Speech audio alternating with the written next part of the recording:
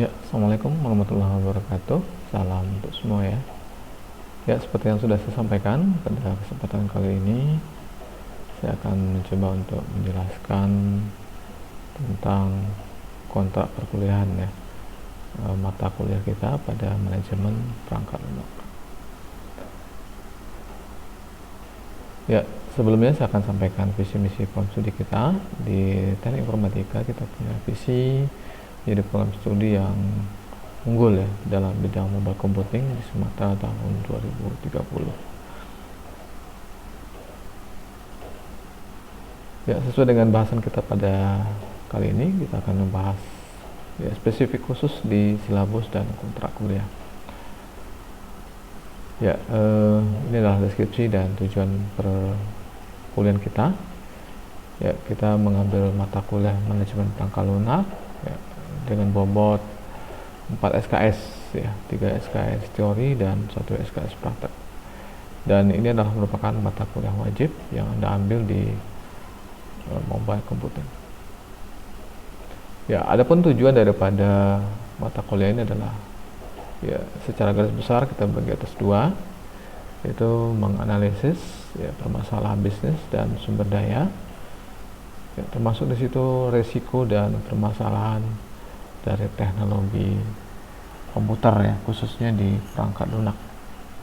Ya, kemudian di tujuan kedua tentu Anda diharapkan mampu ya membuat rancangan atau merencanakan sebuah pengembangan perangkat lunak, tentu dengan menerapkan timeline yang tepat ya. Ini adalah tujuan mata kuliah yang diberikan kepada saya di mata kuliah manajemen perangkat lunak ini. Ya, secara garis besar saya akan berikan gambaran kepada Anda karena mata kuliah kita adalah 4 SKS ya. Ini perhitungan ya. 2 SKS dari rencana pertemuan kita dan 2 SKS ini akan kita kali 2. Ya, jadi kalau pertemuan kita ada sekitar 15 kali pertemuan, maka kita akan menjadi 30 kali pertemuan ya. Nah, 15 kali pertemuan untuk teori ya, kemudian plus dengan pelaksanaan UAS-nya sendiri ya, ujian akhir semester, dan 15 kali untuk praktikumnya ya, dengan perhitungan yang sama pada pertemuan ke-16 pada ujian akhir semester ya. Dan untuk pelaksanaannya ini akan bersifat tentatif ya, akan sangat tergantung kepada kondisi nanti gitu ya, dan hasil tanya jawab kita nanti ya dalam perkuliahan ya. Mata kuliah ini akan ya sesuai dengan kondisi yang ada nanti dan perkembangan ya, sesuai dengan kompetensi, skill dasar dan tujuan akhir dari mata kuliah kita ya. Jadi pada dasarnya 30 kali pertemuan itu adalah ya 15 kali pertemuan teori dengan 15 kali pertemuan praktikum ya, sehingga kita total sebanyak 30 kali pertemuan ya. Adapun untuk materi yang kita pelajari ya, pada dasarnya ya ini dikali 2 ya, sama seperti halnya tadi, maka ada teori dan praktikumnya ya. Teorinya dengan praktikum materinya sama ya. Untuk pertemuan ketiga nanti ya, pertemuan pertama kedua tentu berkaitan dengan penjelasan kontrak kuliah ini ya, dan hal-hal yang sangat teknis yang tidak saya sampaikan dalam video ini ya. Yang pertama tentu materinya terkait dengan pengantar dari manajemen proyek perangkat lunak ya.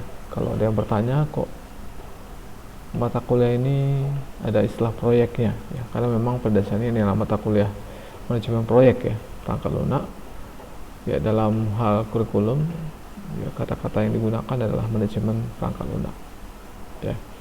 Maka karena di sini bicara tentang manajemen proyek, maka hal-hal yang kita kaji, yang kita bahas, yang kita praktekkan nanti adalah hal-hal yang berkaitan dengan manajerial ya, sebuah project atau proyek yang berkaitan dengan perangkat lunak ya. Jadi pengantarnya ya di pertemuan pertama baik untuk teori ataupun praktikum ya, dan seterusnya akan kita bahas tentang bagaimana itu perencanaan proyek ya, teori ya, secara teori dan praktikum. Kemudian nanti akan dilanjutkan dengan perencanaan waktu proyeknya ya. Di sini khusus membahas waktunya saja. Kemudian selanjutnya akan ada manajemen biaya proyek ya, khusus membahas tentang pembiayaan. Kemudian kita lanjut nanti ke manajemen sumber daya manusianya, ya, yang mengerjakan proyek tersebut. Ya, di sini adalah Anda atau kita sebagai pelaksana dari proyek atau proyek tersebut, ya. Kemudian tidak kalah pentingnya adalah materi terakhir, ya, tentang manajemen risiko proyek, ya, atau proyek, ya. Ya, itu pertemuan yang terkait dengan teori dan praktikum. Dan perlu saya ingatkan untuk mata kuliah kita, setelah materi ini selesai, kita akan membahas tentang berbagai hal, ya, terkait dengan studi kasus, ya, manajemen proyek, yang itu membutuhkan waktu paling panjang karena ini akan berbahas tugas proyek, ya. Jadi Anda nanti secara berkelompok akan membuat sebuah proyek akhir semester yang itu akan diarahkan di jadwal-jadwal teori, ya, dan pelaksananya tentu Anda kerjakan di jadwal praktikum, ya. Dan ini basisnya adalah studi kasus yang Anda angkat di kelompok Anda. Ya, ini akan kita laksanakan setelah ujian tengah semester. Ya, jadi setelah ujian tengah semester kita akan, ya, fokus ke tugas proyek akhir semester. Ya, ini merupakan kontrak perkuliahan kita, ya. Ada komitmen awal yang harus Anda pahami semuanya. Ya, pada dasarnya adalah aturan kampus yang kita berlakukan, artinya di mata kuliah yang lain atau dengan dosen yang lain pada dasarnya bisa dikatakan hampir sama, ya. Jadi mungkin tidak perlu saya jelaskan secara detail, ya, karena nanti akan dibahas juga di mata kuliah yang lainnya, gitu, ya. Namun saya memberikan penegasan di sini khusus dengan saya, ya, kehadiran menjadi unsur terpenting, ya, karena ini terkait dengan motivasi, ya, kemudian pola komunikasi dan segala macam yang berkaitan dengan attitude, ya, bagi seorang mahasiswa. Dan ini akan menjadi poin penilaian tersendiri bagi saya, ya, kalaupun nanti di bagian penilaian akan saya jelaskan lebih rinci, gitu, ya.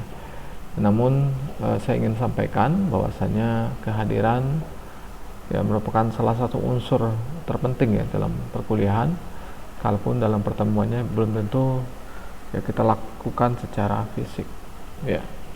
Ya, kemudian hal-hal yang lain, ya, seperti permasalahan dan segala macamnya, ini tentunya, ya, seperti yang sudah kita sepakati akan kita bahas atau kita sampaikan, ya, kita diskusikan di dalam grup, ya, yang dibuat via WA ataupun via media sosial lainnya.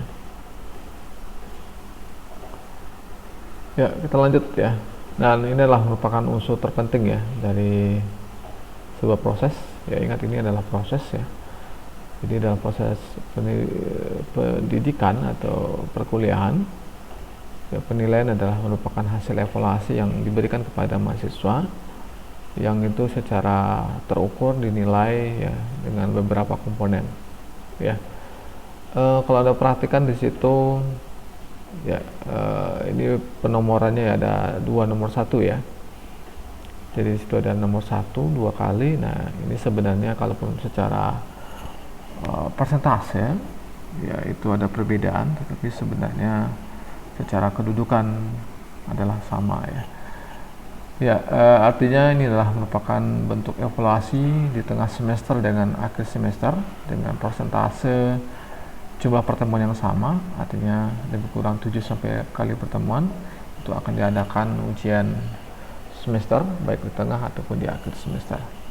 Ya, kenapa ada perbedaan persentase di situ? Itu lebih kepada poin, ya, target yang akan Anda capai saja. Ya, jadi di ujian mid semester itu akan ada kuis nanti di tengah-tengahnya, itu akan menjadi nilai tambah, ya, 5%, yang itu akan saya masukkan di dalam poin kedua, ya. Jadi pada dasarnya untuk penilaian di tengah semester, ya, dari awal sampai tengah semester itu ada 30%, kemudian nanti di ujian akhir semester 30%, dan hal-hal yang berkaitan dengan di luar perkuliahan yang Anda kerjakan dalam bentuk tugas ataupun nanti dalam bentuk diskusi, itu ada persentase tersendiri 30%, ya, penugasan 20%, dan keaktifan individu dalam diskusi sebesar 10%. Ya, jadi kalau di total itu 90%, ya. Nah, ini yang terakhir adalah kehadiran, ya. Dan kehadiran menjadi kata kunci, kalaupun hanya 10%, tetapi punya dampak, ya, dalam perkuliahan saya. Artinya ketika Anda bisa hadir 100%, maka saya bisa memberikan ya toleransi tambahan nilai ya 10% ya. Jadi pada dasarnya kalau nilai Anda di posisi misalnya 85 gitu ya, itu bisa naik grade-nya ke 90 bahkan sampai 95 ya. Nah, itu akan sangat tergantung kepada kondisi nanti di lapangan.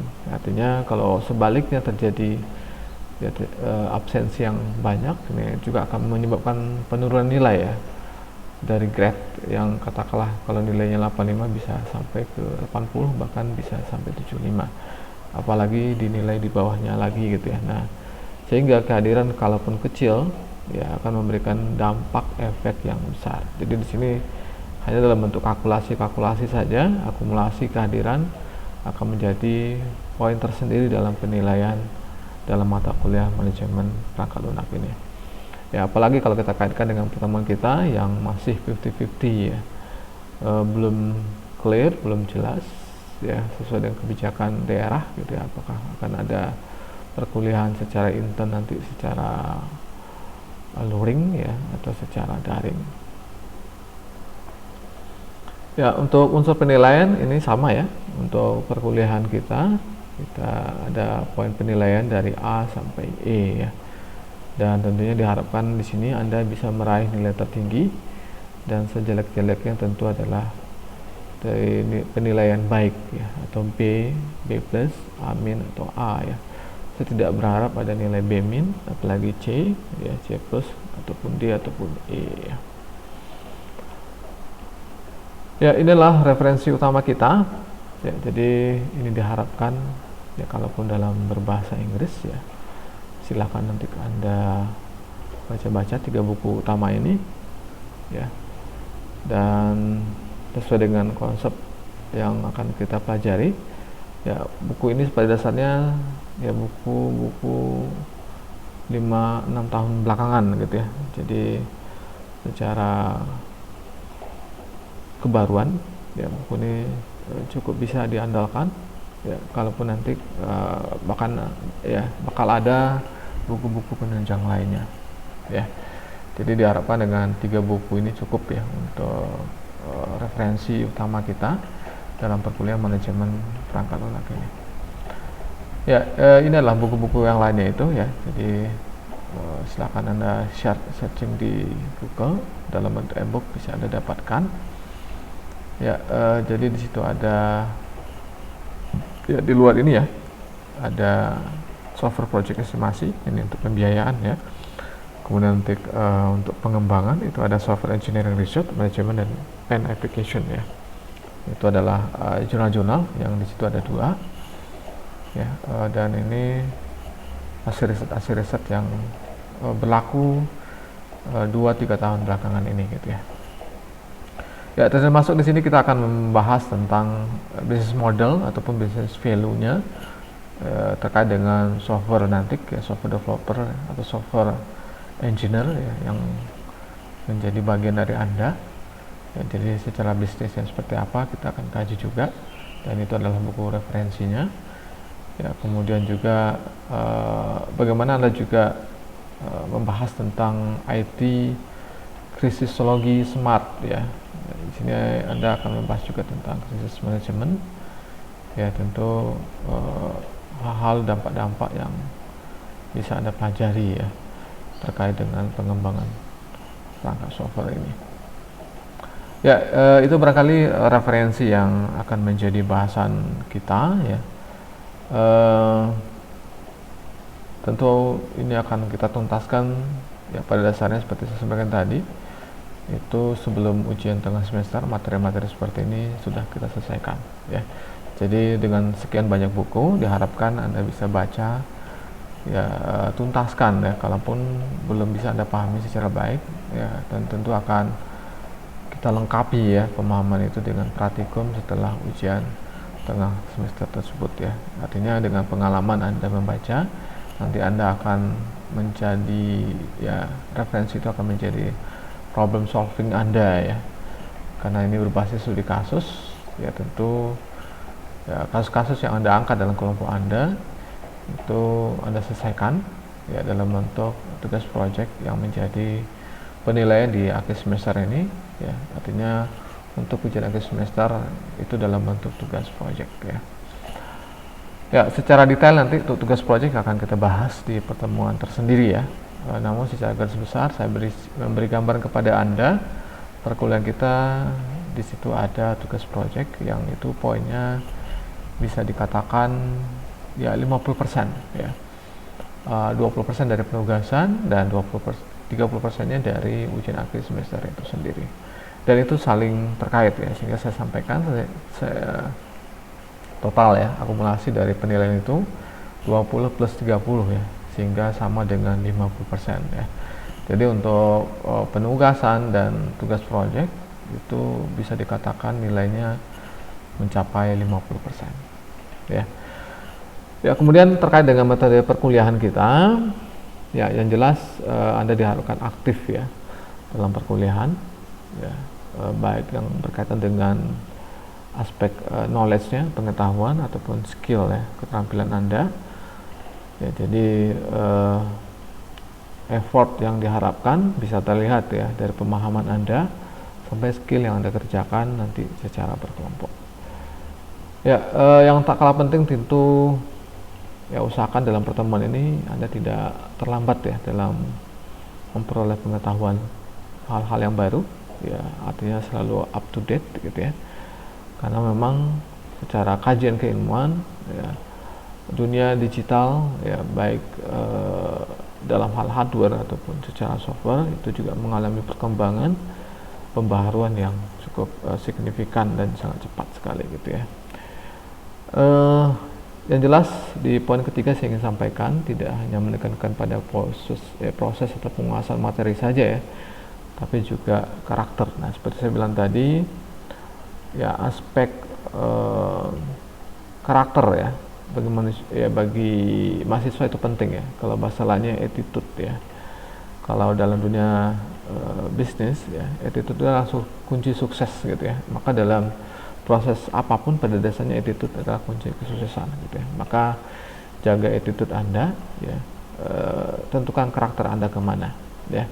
Karena kesuksesan yang Anda raih pada hari ini adalah apa yang sudah Anda buat di masa lalu, gitu, ya. Jadi kalau Anda ingin sukses di masa depan, ya, lakukan proses-proses yang Anda lalui secara benar atau tertarget, gitu, ya, sehingga menjadi karakter, menjadi habit bagi Anda.